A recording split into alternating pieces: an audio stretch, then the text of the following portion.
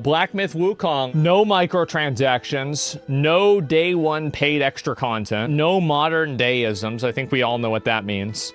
Designed for the base game to be replayed, not as a vehicle for DLC. Monkey King lore, not made by EA, Microsoft, or Ubisoft. Yeah, and I think this is really this is another reason why I think a lot of studios view games like Baldur's Gate 3, Black Myth Wukong, Elden Ring, Pow World as a threat.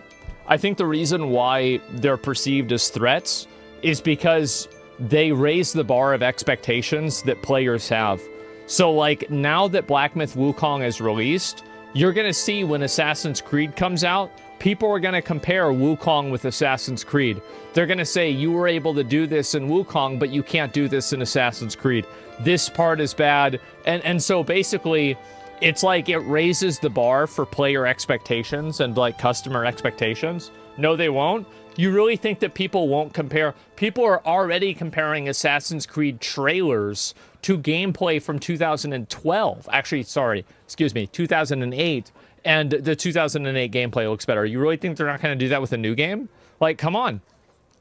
It's kind of bad. No, it's not kind of bad. I think it's very fair. If somebody is producing a product that is inferior and you don't like it, then I think you have every right to express that you don't like it and not purchase it. And I think not purchasing it is the real issue.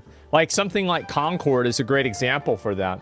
Concord is this, you know, like they thought this game was going to be the next Overwatch, right? This was going to be the next big game that everybody's talking about. And it's been probably one of the biggest failures in gaming that I've ever seen in my entire life.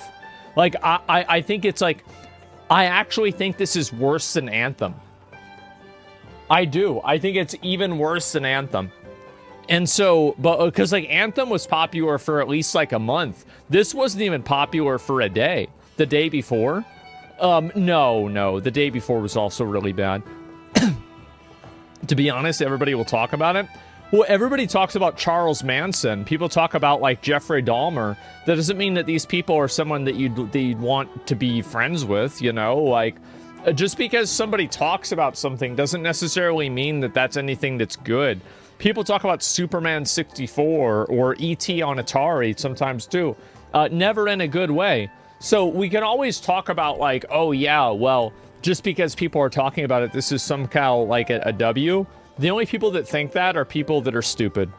And people that are coping. There's that, too. I feel like people compare it if it's something comparable to another game. So, like, you can't compare Elden Ring to Wukong unless it's based on combat. Well, that's clearly what people would be basing it off of, right? I mean, I feel like that's common sense, right? I mean, I don't know. That's what I would think. Such a clusterfuck. I feel bad for the devs. Will the suits learn that chasing Fortnite money is like chasing the fucking dragon? It wasn't like chasing Fortnite money. It's very simple. Nobody wants to play ugly characters. So if you make your characters ugly and fat, nobody wants to look at them. So why would people want to play your game? It's really just that simple. Like, there's actually no other fine print to it. There's nothing else to it at all. It's just that simple. Like, if I see a game, Roadhog W, yeah, but Roadhog's in the same game that Widowmaker is, right? Imagine if you had a whole game full of Roadhogs. That's like Animal Farm. So yeah, that's a book, so you didn't have to see him. And it's like being fat IRL is enough. Yeah, exactly. And Roadhog is also cool. Yeah, there you go. And so yeah, this is the way it is for Wukong. Loses 20 million users as soon as Chinese peak hours ends. Well, yeah, of course. I mean, this game is like huge in China, like big fucking surprise. Who didn't expect that? Yeah, absolutely. Why is Monkey King lore so funny to me? Yeah, it is funny. I can't enjoy this game without a battle pass. We still have hope. Baldur's Gate and now this. Yeah, I feel like we've had a lot of really good games recently. It's just that Concord and Marvel Beta was the same day and people saw the difference. Well, yeah, the Marvel Beta looked like a good game. Once your games come, Future Games React, and I feel bad for you. I had to take breaks watching on YouTube. It felt like a chore to go through that entire stream. Yeah, some of those games were really bad. You got me hooked on MONKE. Yeah, there you go. And where's the big titty anime girls that you can spend thousands of dollars on a gambling mechanic? Literally unplayable. Yeah, nobody really gives a shit about this kind of stuff. They just care about the gameplay. And if the gameplay is good, then that's what matters. Also, like, I am very much, and this is going to maybe get me in some trouble, I am very much a firm believer in games made for guys and games made for girls. Okay? We have this defined in manga. This is defined in movies. It's defined in clothes. It's defined everywhere. But the Monkey King game is a game made for men. There aren't even any women in this story. There's like, you don't even like, I was thinking about this. Like, were there any girls? Like, no. Did I even notice that? Absolutely fucking not. No, I had no idea. There are, yeah, later on. Like, I mean, not like, yeah, way later on. But like, that's, yeah, there's spiders. Yeah, there's snakes. No, in general, right? Nobody gives a shit. Like, and like, these are games that are made for guys. And guy games are like, so you want to think about guy games. What are guy games? Guy games, Space Marine 2, Black Myth Wukong, Kingdom Come Deliverance, Age of Empires, the old God of War games, Armored Core 6, Doom. And so you see all these games, right? And this is a different vibe of games that are for girls, right? They're made more for a female audience. They have a totally different vibe, totally different aesthetic, and it's a totally different environment. And it's not like all the female games are like the stupid phone games. Like, oh yeah, you want to think what are the girl games? Candy Crush, Animal Crossing, and, you know, like, I don't know, some other bullshit phone, The Sims. Yeah, no, it's actually not that simple, right? Because, like, there's a lot of girls that play Valorant and, like, League of Legends, too. But, like, at the end of the day, Black Myth Wukong is definitely... It's a guy game. It's a game made for guys. Yeah. That's... Absolutely. Like, it's not... It's a testosterone game. Yes. Like, yeah, guy games are... That's it. For Chinese guys, yeah. And some of us over here in the US. Yeah, it's not weird. This isn't a weird thing. I feel like the world has gone so crazy that this idea has just completely escaped people's reality. So yeah, of course this is it. I agree having a dynamic at different games causes different audiences. Yeah, and you're always going to have overlap. There's going to be girls that love Space Marine 2 and guys that love The Sims. But I'm talking about averages. And I think this is true with a lot of averages.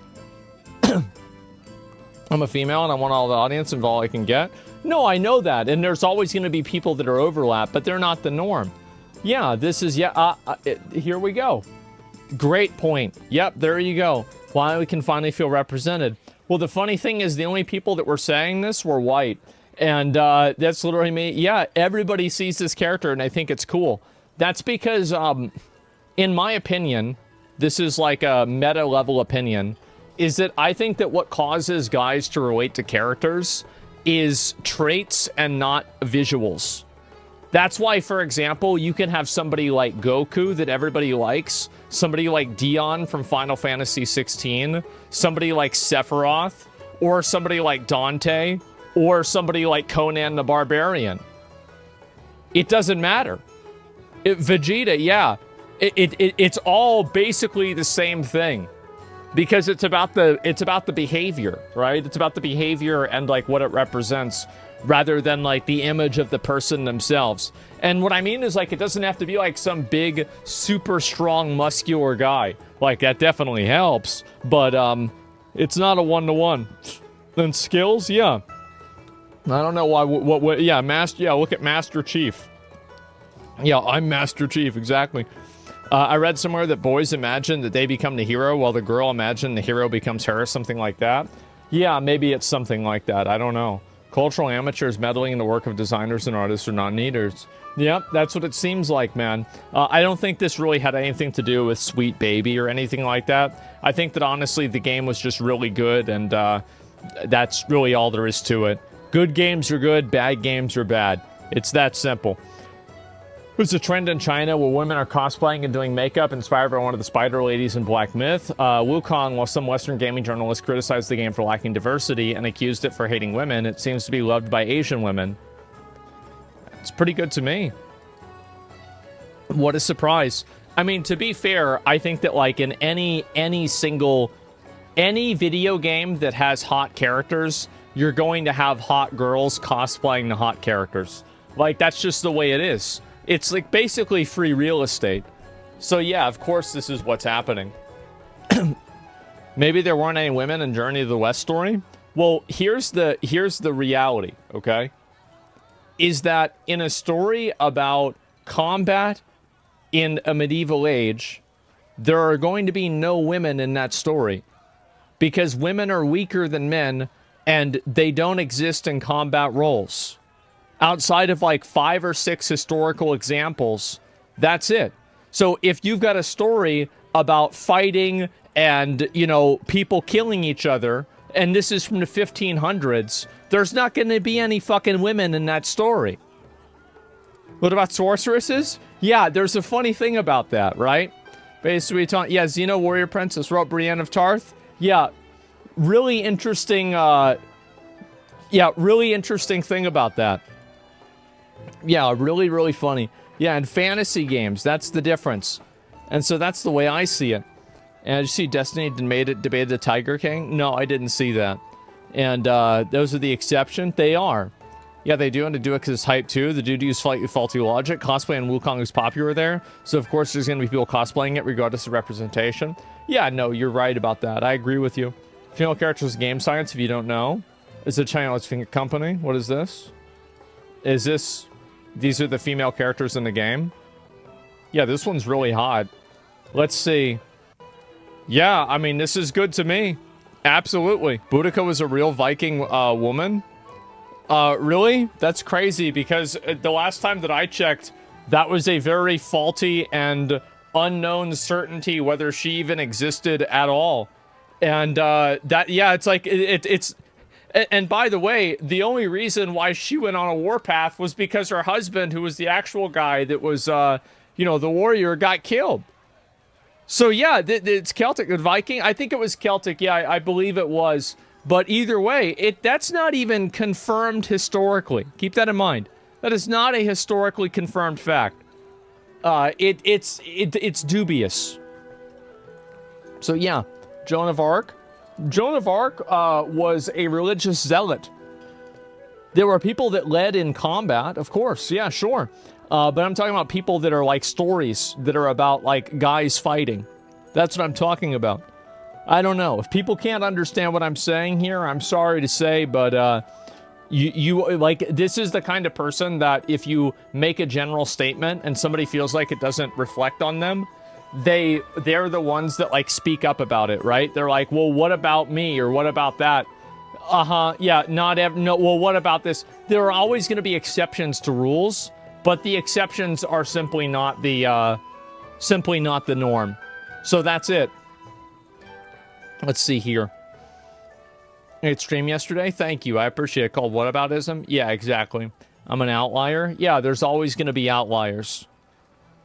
Well, this guy has infinite social credits for the rest of his life. Asia has picked up on many of my tweets about Black Myth Wukong in mainstream news as they slam Western media lies about, is this really true?